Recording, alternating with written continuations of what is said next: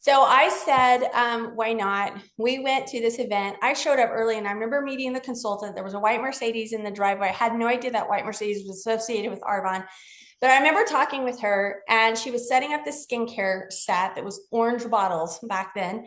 And she asked me what I was interested in. Well, I was almost 34 years old. I was 33 and a half. I definitely was interested in anti-aging. So I told her that. And then she went on to say, like this, that's the way I pictured her hands doing. Of course, they didn't do that, but it felt that way, that like what she was showing me with this big, huge set of all these steps. And that's just how my mind saw it.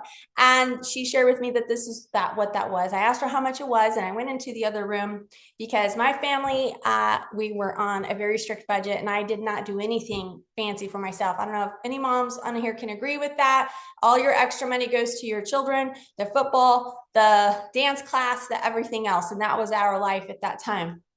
But what was really cool is I remember listening to what she said about the products. She talked about ingredients that Arbonne doesn't use. Like she was saying, she was challenging us to go home and read our labels. And you guys, I had never heard anything like that before. This is almost 21 years ago. And she said, go home, look for these ingredients. Do you want to stay away from this stuff? And she's a pediatric nurse practitioner. So I was like, I was intrigued. Like, okay, my daughter had really bad eczema. My aunt she talked about type 2 diabetes and taking care of their skin on their feet. And I'm like, okay, this is good stuff. Like I was super intrigued. I'm one of those people that can go down a rabbit hole. I'm not sure if any of you guys are like that. So when she started saying, do your research, I did my research. We did not have Google and the things that we have today or anything like that to really search. But I went home, sat on my bathroom floor and pulled out any lotion I had ever bought that wasn't using, because that's what we do. We have a graveyard underneath our bathroom sink, right? Or in our pantry. And I pulled it all out and I looked, and everything had 1 to 3 of the ingredients that she said to stay away from. So I felt a little bit mad. The doctor recommended creams my daughter had all those ingredients in it to use. So needless to say, I called the consultant the next day and ordered some of these products and have been using the products ever since. Now, I will say that the business side of things, I was not interested in at all. I met this gal, Carlita, at this party. I did not join her business. I did not book a party with her, and I didn't buy any products that night. I bought them the next day. But my husband, on the other hand, was quite interested. And as we drove home from that party to go pick up our 4 kids, he talked about me doing Arbonne. Now, to give you kind of a little bit of where he was coming from, is he said that gal said that she can teach and train you how to make an extra $500 a month. Like, Beth, this would give me 1 day off a week. Now, you guys, just to give you a little bit of background with my husband, he was working 7 days a week, senior pastor full time, chaplain for the sheriff's department, which he did not get paid for. And he was also electrician on his days off and sometimes evenings. And this was all to give me the opportunity to be a stay-at-home mom and homeschool our kids. I also was a busy pastor's wife. I ran the women's ministry, oversaw parts of the nursery ministry, and taught 2 different women's Bible studies a week. One of them I wrote the homework for. So we were like this family of 6 that was going in a bunch of different directions, but we did not have a whole lot of time as an actual family of 6. So that's where he was coming from. But I began to list off all the reasons why there's no way I could do something like this. I had never sold anything in my life. Then I would slip in, what are people going to think? I didn't even use skincare. You guys, I would wash my face with soft soap or bar soap. For any of you who are skincare enthusiasts, like I know Natasha is a esthetician, she probably just cringed. That's what everybody would do, is cringe. And I had not taken care of myself. So how was I going to know how to sell something like this? And so my husband challenged me to think outside the box. He actually challenged me to pray about it, which I thought was crazy, but I did. And on January 5th of 2004, I decided to join Arbonne. And I was able to get over those hesitations because we had a need, you guys. So I joined to make an extra $500 a month. And I was able to do that right away. But really what I discovered was this product, it was amazing, was easy for me to talk about. But really the other things that have come after that, I've been able to free up my husband so that we have more time. And today, almost 21 years later, it's us seeing our adult kids and grandkids that are in 4 different zip codes. So enough about me. I'm going to get on to what we have to talk about tonight. And I appreciate you guys letting me tell my story. So guys, I'm talking to you guys tonight about finding people. And this is one of my absolute favorite topics to talk about. let me look at the clock because I don't want to go too long.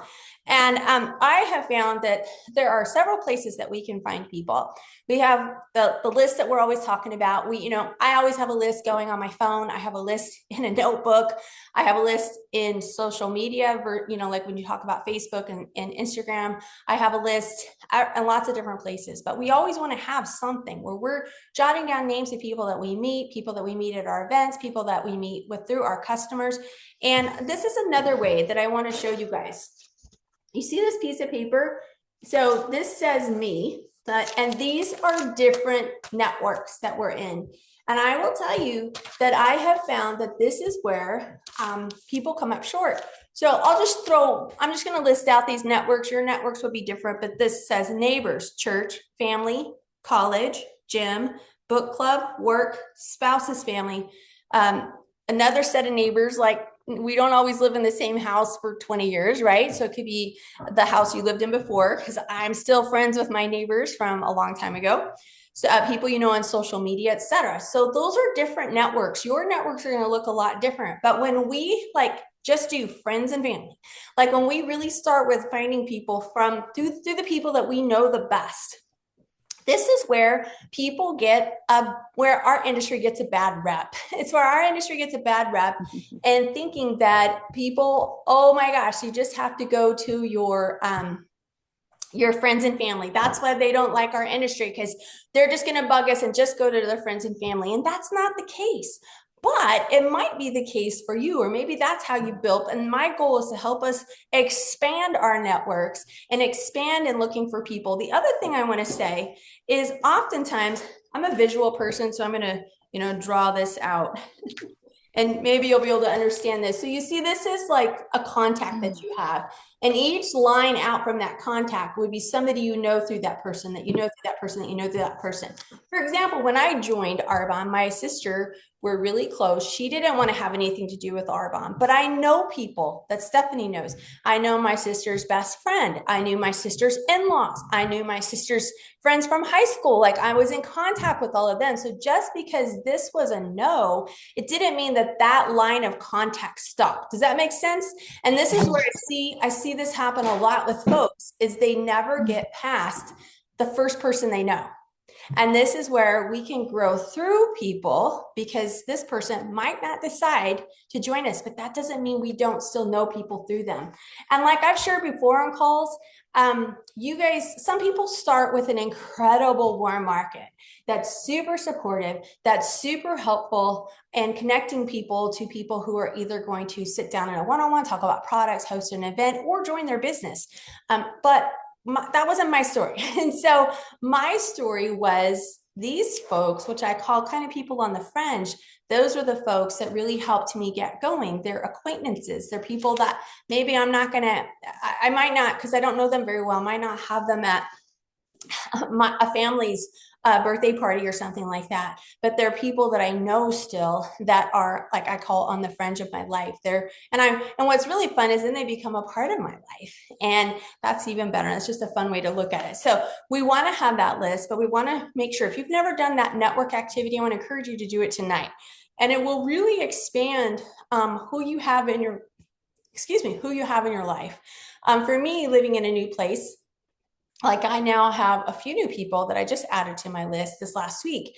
And so I even had somebody that I sat down with, talked about the business. She's a no for the business right now, but how I gained yards through her is I asked if she would have some friends over to her house for us to talk about the products. And she said, absolutely, yes. So that's how I gained yards through that contact. I was able to turn that contact into more when we meet at her house. So that's how we can gain and find new people. It's just kind of the idea that there's never a stop. Like we don't have to have a stop, because even though we have someone who says no, we can ask them for referrals.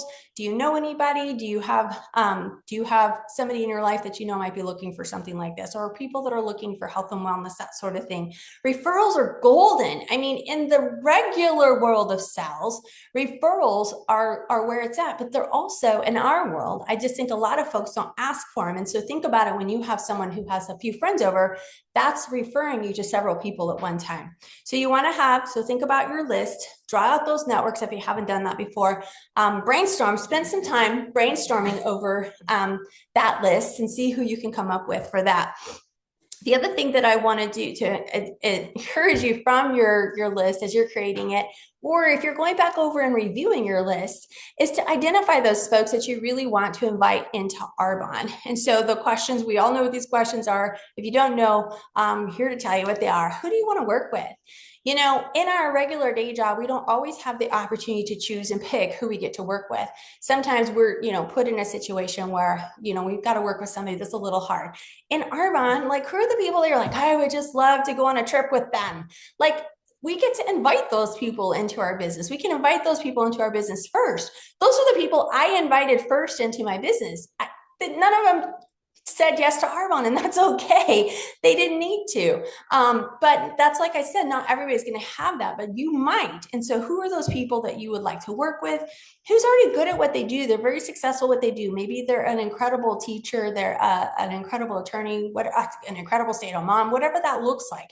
Who are those people? Because what I have found, like, for example, when Carlita, the reason why I was invited to that party where Carlita met me is because our mutual friend, Patty Gasso, I did a women's Bible study at her house on Sunday nights.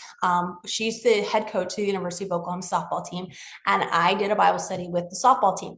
And earlier that year, when Carlita started her businesses, Carlita went to Patty and said, who do you know that could use a business like this? And you know what Patty said? She said, my pastor's wife. Because I know they work really hard and they don't have a lot. And we didn't get into ministry to make tons of money. We got into ministry to serve people. But she said that. She suggested they're hard workers and I know they could use the money. And so think about that when you're thinking about people.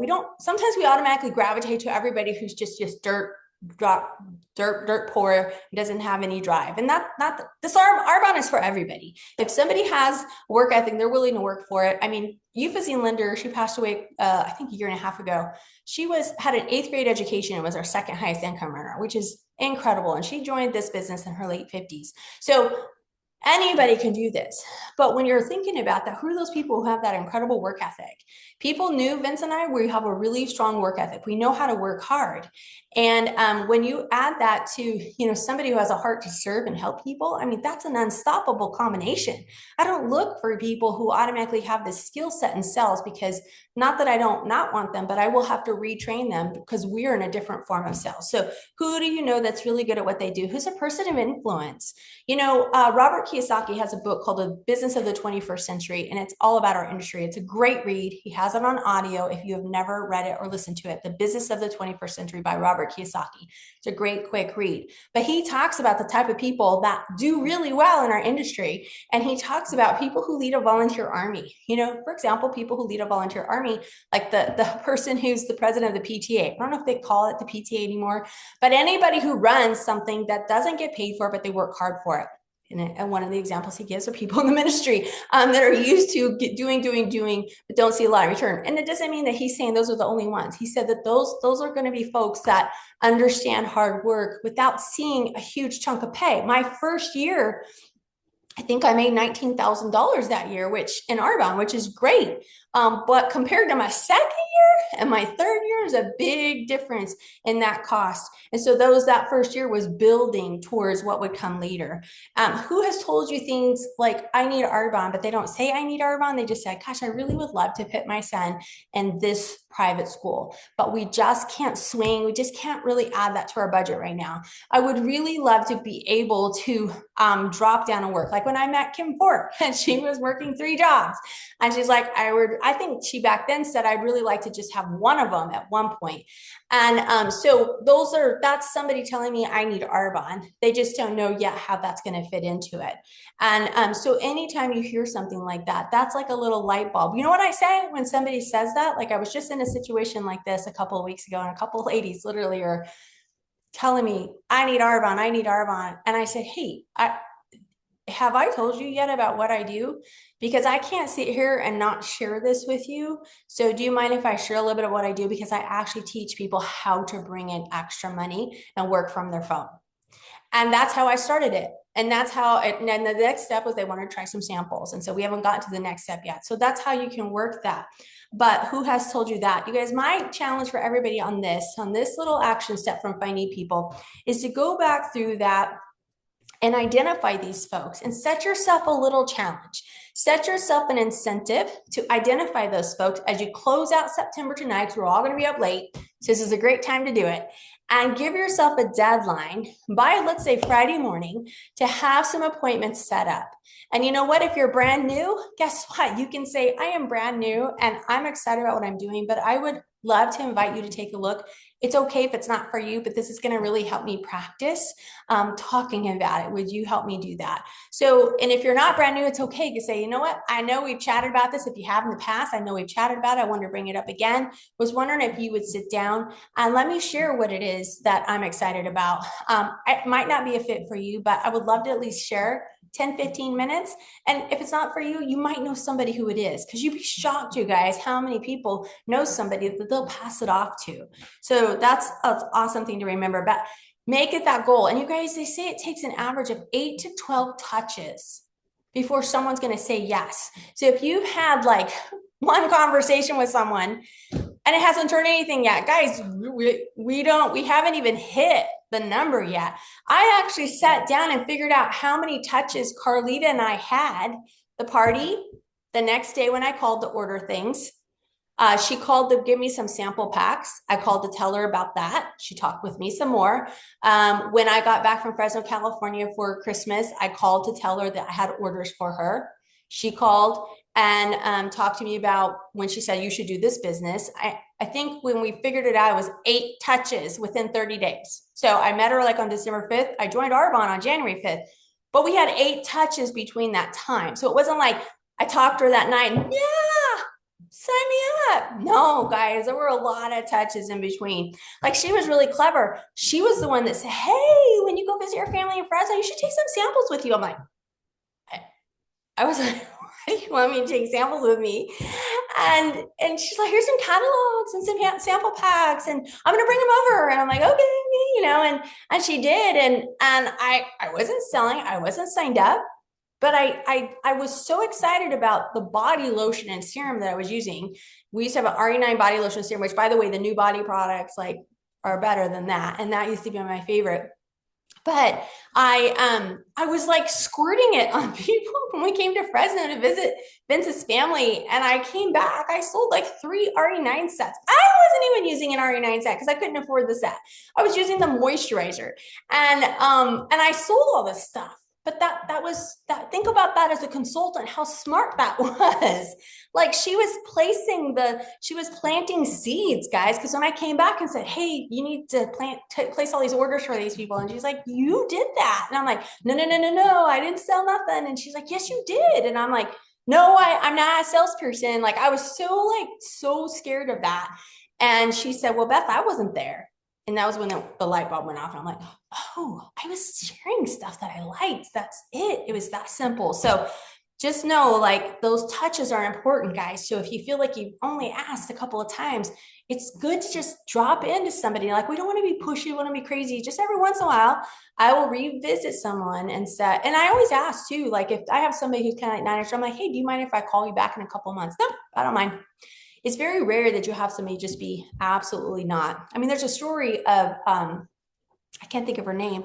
It's an ENVP that was told a girl no for 10 months straight. And then something changed in her life when that girl followed up again the next month. She said, you know what, I'll sit down and chat with you. And now Sheila Green, now she's an executive national vice president. So crazy, right? Because the other thing I want to say when you're looking for people is never prejudge.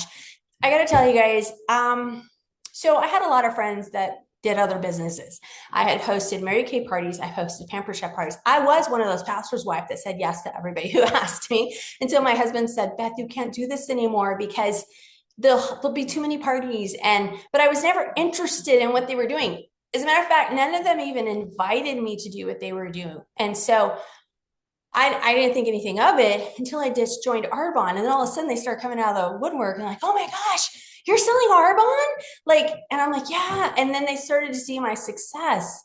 And I had several girls say to me, I never thought you would do that because of my position as a pastor's wife, but also because they thought I was shy. And I was shy. So that was why they didn't ask me, because they didn't see me as an overly extroverted person outside of the church. So never prejudge, you guys. Never prejudge. Let that person tell you no. Don't say no for folks. Invite and let them say no. But oftentimes we never invite. And then guess what happens? You're scrolling on social media and you see your good friend announce that she's selling something else or selling Arbonne, but under somebody else who asked. So just know, guys, we just need to ask. We just need to offer. And if it's not for them, they're going to tell us. That's the other thing you guys do is I don't twist anybody's arm. If I had to twist somebody's arm, they're not going to do this. So I offer it. I have my hands open like this with, out of love. I'm not going to squeeze on tight to people. So if it's not for them, it's not for them. So from your list is so important when you're working to find new people. These are from people you know. We're also going to find people when we have events. Kim did such a great job talking about this, so I'm not going to spend a lot of time here, but I will say that my top 4 goals of an event are to bless the people. Number 1 goal, bless the people. Number 2 goal is to find people that want to do the business with me. And it doesn't mean that they sign up with me that night, but my goal is to get a meeting, coffee date with them. My number 3 goal is to book more events. And my last goal is to sell products. And when we go in with this as our goal, our perspective is all mixed up. I want those people that are strangers to me want to hug me when we leave. And the only way I do that is by showing up early, asking a lot of questions like Kim shared. She's like, I don't even let people know I'm the consultant. They just find out when I start talking. The same thing for me. I don't even want to share my title. I've had people go, well, do you know anybody who has the white Mercedes? And the hostess will say, did you see the one in the driveway? That's her car. But I don't like publicize that. So that's my thing. And when we have that as our goal to bless those folks and go in that order, you're going to find people, because people will come to like you, know you, and trust you in a short period of time. And I wish I had time to list out all the people in my business who I met at a party who are in my business today. There's a lot, guys. There's a lot. And the last thing I want to say, and I'm going to wrap it up with this, is out and about. So if you feel like, I don't know anybody, guys, there's 350 million people living in America. Not to mention our neighbors to the north. In Canada, 60 million people living in the UK. I forgot Poland's population, Australia's population, New Zealand, and every American territory. There are a lot of resources for us to find and meet new people. But I will tell you, the number one thing that we've got to learn to do is be friendly. And when we are friendly, we're going to meet people out and about. We're going to meet people in line. And it doesn't mean that every conversation I have with someone in line turns into an Arbonne conversation. But what I had to learn to do when I joined Arbonne, because I was so painfully shy, if you walked into my church, that was my comfort zone. I could talk to you. But if it was outside of that, I clammed up and got real nervous and shy. So out and about is listen. You got to have your 2 ears on. And what I like to do is ask a lot of questions. I had to, what I call practice talking to people when I joined Arbonne, because I was so painfully shy. So anytime I go anywhere, I would make myself strike up conversations. And today that's really easy to do. But there are times, where was I? Somewhere. Oh, I was in line for, I love this brand called Carly Jean Los Angeles. They're on Instagram. I love their clothes. And they did a pop-up shop here in Dallas. And so I was so excited. I didn't have anybody go with me because the people I know were out of town or couldn't go. And so I went by myself, and I stood in line for 45 minutes, and I'm standing there, and everybody in front of me is with a group and everybody behind me. I'm like, okay, I'm not going to stand here for 45 minutes and not talk to people. I got to meet people. So you know what I did is, the lady in front of me, her baby looked about the same size as my son's twins. And I said, how old's your baby? And you know that we all became great friends in that 45-minute wait time. And so I'm telling you, like, in the early days, I had to force myself, where it was so painful for me to get the words out. Like, it was like, how's your day today? Like, it was not easy. And then it became easy. And then it became natural. And it really frustrates me when I hear people say they were born shy, and that's just too bad. They're shy. I met a lady one time that told me lived in her neighborhood for 20 years and doesn't know anybody in her neighborhood. And I'm like, that's kind of crazy. And she goes, but I'm shy. And so is my husband. We're introverts. So we don't have to meet people. And I said, I just really want to challenge you to get out of your comfort zone and, love on people like that. I don't know all my neighbors yet. And, but eventually, like when we see people out and about, we say stuff to people. My husband goes even a step further. If he sees somebody in the garage entering their house, he goes, hey, how you doing? And I'm like, who are you talking to? And he's like, oh, they were going in the house in the garage. I'm like, wow, I didn't even see him. But he sees all that stuff. So practice talking to people. Decide that every day you're going to meet somebody new out and about. And again, this doesn't mean that those conversations automatically turn into R-bomb, but you'll be shocked how some do. Guys, this is important. If you meet somebody, let's say you meet somebody and you guys do start talking and they find out, they say, hey, what are you doing? I say, I sell Arbonne. Have you ever heard of it? We're a health and wellness company. I work from phone. And I get a lot of, in Oklahoma, I got a lot of, yes, I've heard of Arbonne, but it's been a long time ago. Did you guys sell skincare? And then out here in Texas, I've got a lot of, no, what is it? And so when that happens, I have an opportunity to share. But oftentimes when I start talking about the nutrition, they want to know more. And this is what I say. I tell you what, why don't I make this really easy? Because this is a lot of information. I don't want to overwhelm you. Why don't I stop by sometime this week after work and I will bring the products by. You can taste the protein, try a fizz, try all the products. And you know what? You should invite some of your friends over, maybe your neighbors, because you're going to be excited about doing this program. You want to be talking to them, but I'll bring the stuff and we can play around with it. And then that way I can answer all your questions. One time I was saying this to somebody and they said, you would do that? And I'm like, yep, I would. And that was inadvertently. I mean, I was asking them to host in a way that they weren't hosting, because I was just simply saying, I'll bring the products, we'll break them open and try them out. Same thing I'll do with skincare. If somebody's interested, I tell you what, why don't I run by? This is way easier for you to test it out this way. We can play around with it. I'll bring a mask. And if you have any friends or neighbors that you want to invite over, that's great too. And even if it's just me and them, it's still going to be more powerful than if I wasn't physically meeting with them, you guys. And this is how you can meet new people out and about. But I'll tell you, we have to be engaged in meeting people. I have joined several things and I'm now going to join a pickleball thing. Sorry, Terry Wilson, but I'm going to join a pickleball group that's beginners for pickleball. But I know this is going to introduce me to a lot of new people. It's all women. So I'm looking forward to that in October. But guys, those are some simple ways to meet people out and about, to meet people from your own list. And I didn't even get a chance to talk about our existing clients. Just know that our existing clients is also, and independent consultants who maybe are not as active, are great resources for us meeting new people. Oftentimes, if I have some consultants who I have asked consultants to host an event for me, and I let them know that whatever happens at that event, they get all those preferred clients. Like, I'm like, this is just, I want to introduce you some of the new products and to your friends and family. But if anybody decides to become a preferred client, they're all yours, because my goal is just to meet new people. And if I meet someone through them that joins and does the business, then I'm going to help them out. So